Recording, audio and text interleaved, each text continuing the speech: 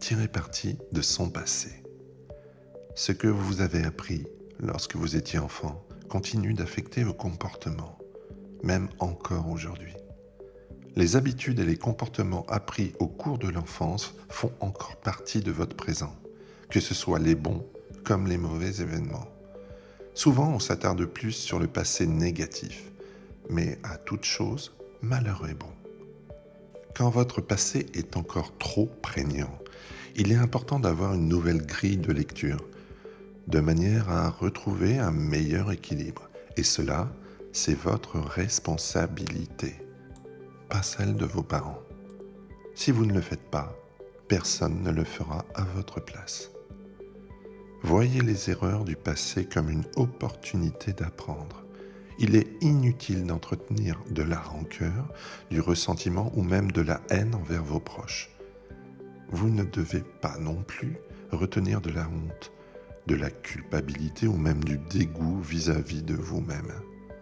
Acceptez que les erreurs fassent inévitablement partie de la nature humaine et que cela soit une précieuse source d'enseignement qui enrichit votre vie.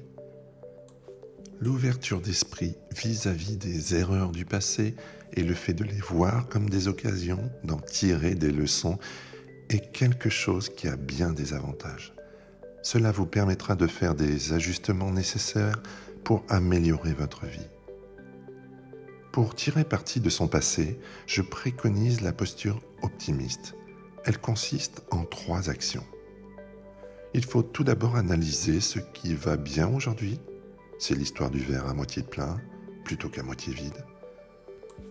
Ensuite, il faut parier face aux difficultés actuelles sur une amélioration de la situation. Enfin, il faut professer une confiance inébranlable dans le pouvoir de la volonté. Cette démarche est avant tout une approche volontariste. Cela signifie aussi d'accepter de dépasser le passé, ne plus regarder dans le rétroviseur, ne plus ressasser, ne plus ruminer sur son passé négatif. Ça ne sert à rien, car on ne peut pas réécrire l'histoire. C'est une perte de temps.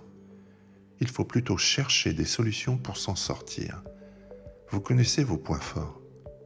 Il faut s'en servir pour avancer. De plus, notre cerveau possède des cellules nerveuses précises qui nous permettent de tirer des leçons du passé.